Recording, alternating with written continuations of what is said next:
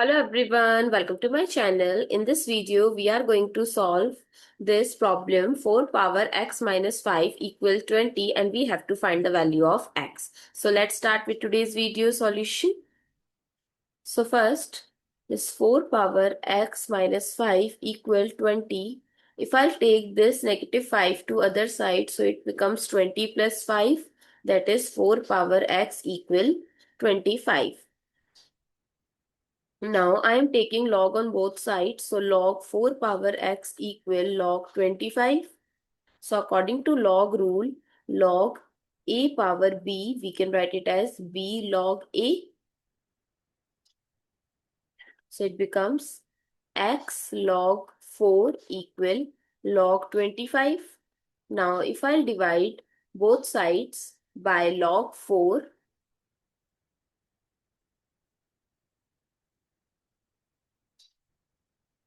so this will cancel out. So x equal log 25 by log 4. Log 25, I can write it as log 5 square, while log 4 as log 2 square. Again, I'm using the same identity. So x equal 2 log 5 by 2 log 2.